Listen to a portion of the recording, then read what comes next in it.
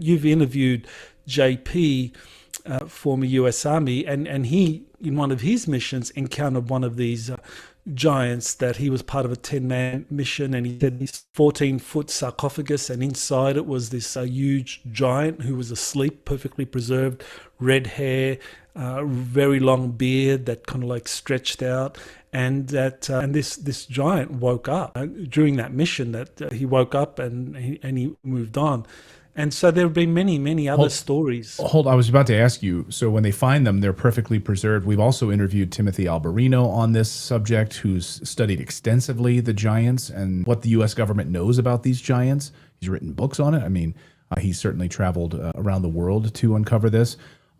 And what people had photographs of these giants. So when they were awakened, or if special forces are awakening these giants, when you say they're moving on, are they like going through this portal and traversing? What is happening to them? Well, the giants, as they're waking up, I mean, they have certain abilities and knowledge that allows them to activate the technologies near the sarcophagus or the stasis chamber. And so they're able to move through portals. I mean, they're able to create space-time portals.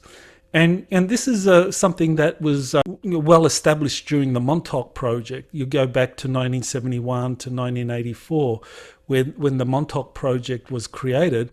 I mean, there was something called the Montauk Chair, and people who got into that chair, which was essentially something that had been retrieved from a spacecraft, and they got into that chair, their mind was enhanced so that they could manifest things. And one of the things that could be done through that chair was to be able to create a portal. And through that portal, you could move from one place to another.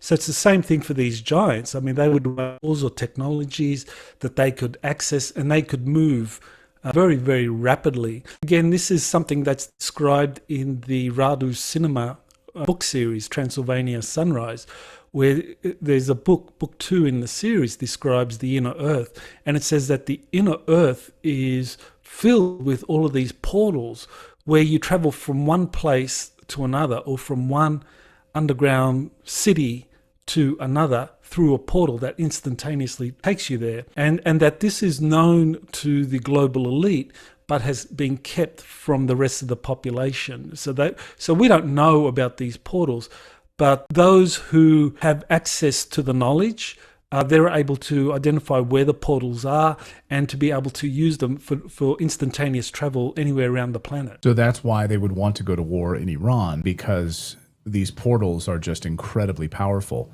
Maybe you could just talk a little bit more about this technology, the space-time portals, and what specifically the U.S. would want with those inside of Iran. And how many do you think there are? 3? Like, according to Marco Polo, you mentioned that there were 3 different locations of these sarcophagi with giants, right? 3, if I'm not mistaken. Is that similar to the portal in the same room? Well, the technology that Marco Polo saw was these sarcophagi with the 3 magi in them. So these were magicians, or these were people with incredible knowledge at the time. So they themselves weren't giants, but the technology is similar to these sarcophagi, these giant sarcophagi found all over the world. And in Egypt today, you can go to places where they have these giant sarcophagi, and they don't know what they were for. They thought that they were for kind of like bulls, for preserving bulls, which is ridiculous, that these were actually for giants. So this is a technology that distributed all over the world, and that the special forces understand how these technologies can be used.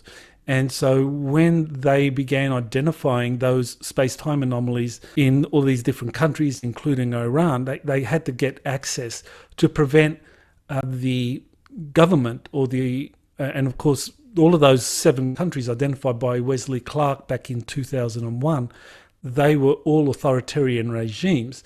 And so the US Special Forces, along with high-level members of the Freemasons, this is where you get the secret societies come in, because the secret societies, they have access to this knowledge.